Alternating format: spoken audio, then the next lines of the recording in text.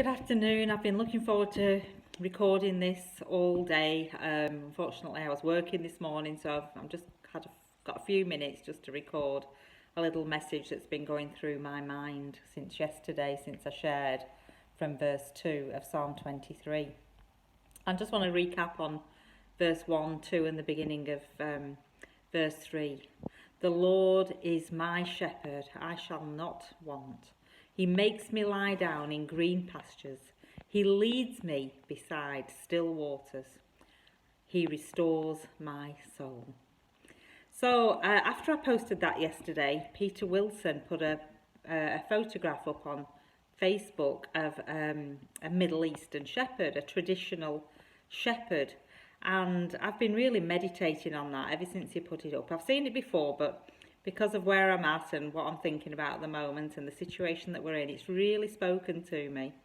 So have a look at this photograph and really meditate on what that can mean for us, having the good shepherd and we being sheep.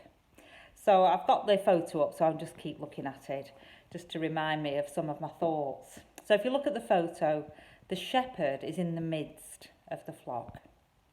And the flock, he's led them to the waters. They've been through the green fields, they've had their food, they've grazed, they've had their nutrition, and now they're taken to the waters of refreshing. Now, in that tradition, in that culture, shepherds lead the sheep. The shepherd goes first, and that shows the sheep that it's a place of safety because he is there. But in our culture, and what we see these days, is shepherds drive the sheep. So that just would not happen there. So that's why we need to know that our good shepherd leads us. He leads us into safe places. He goes before us, making sure that the place is safe. Now, you know sheep. They're very jumpy, aren't they? And one jumps, they all jump.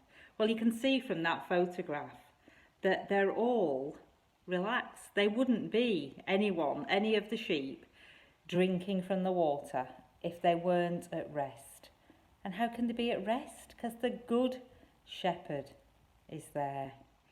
So we can be at rest because we know the good shepherd is in our midst. They know that they can stay in rest and graze and sup and relax, because they know the good shepherd, can you see, he's looking out for the sheep. He's making sure none of them go off. Do you remember it says in Psalm 53 that we are like sheep that go astray, each one their own way. So the shepherd is watching for the sheep. Sheep do go astray, don't they?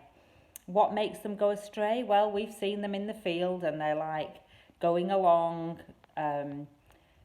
tearing the grass, eating the grass, ruminating the grass. They're going along and they're just travelling along.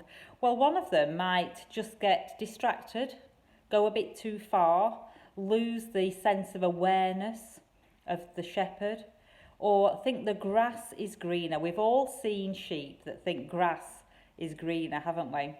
So that's how sheep can go astray. That's how we can go astray if we think the grass is greener, or if we start to withdraw from being aware of the shepherd's presence. So we need to, especially in this season, keep in that awareness.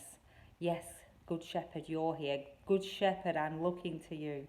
Good shepherd, I'm not going to go astray. Because what happens? Sheep fall into ditches, they get lost, they go on the road, they go into another field, get mixed up with another flock. And these are dangers. And the good shepherd is looking out for them.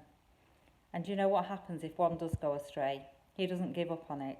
He'll go and seek that sheep. How good is our good shepherd? I have got more thoughts that I want to share, but I've already done 4.5 minutes, so I'll be back later.